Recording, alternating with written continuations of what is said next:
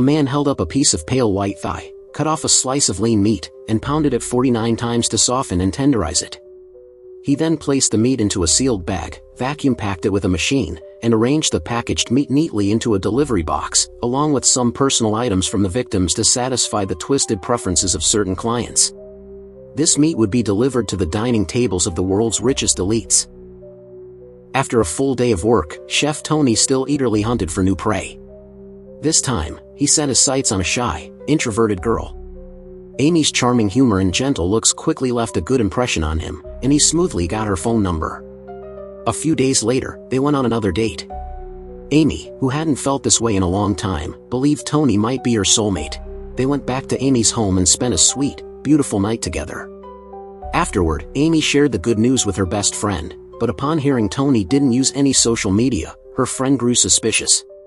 Still, Amy was so happy that she didn't think much of it. Other than not allowing photos, Tony seemed like the perfect boyfriend and even proposed a trip together.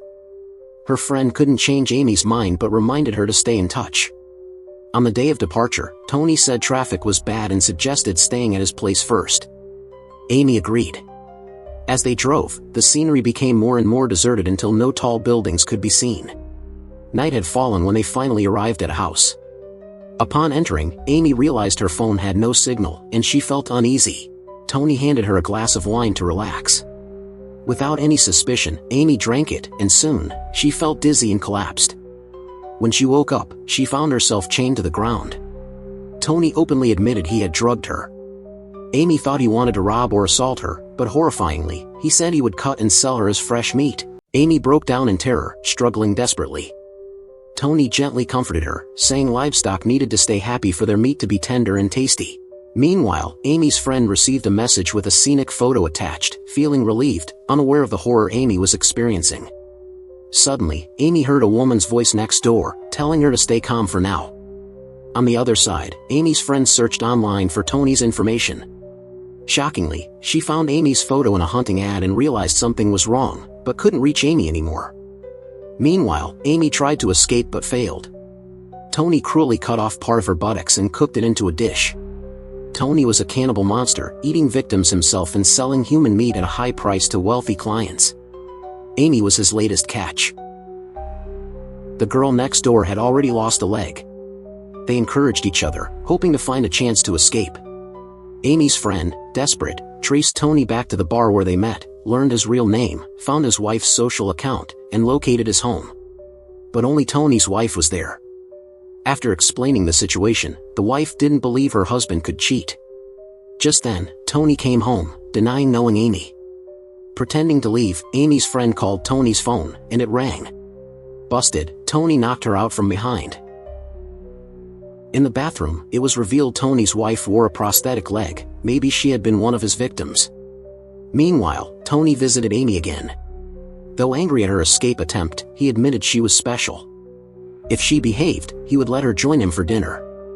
This time, Amy obeyed and tried to play along. Tony was pleased and shared how he became a cannibal. He then served her a steak and invited her to join him. Holding back her disgust, Amy ate it. And Tony was thrilled. After dinner, he returned her to the cell, unlocking her handcuffs. Amy thanked Tony for showing her new flavors, gaining his trust. Tony happily prepared their next date, wondering if Amy would recognize her best friend's taste. A few days later, Tony sent her a dress and invited her again. Once more, he served another woman's meat.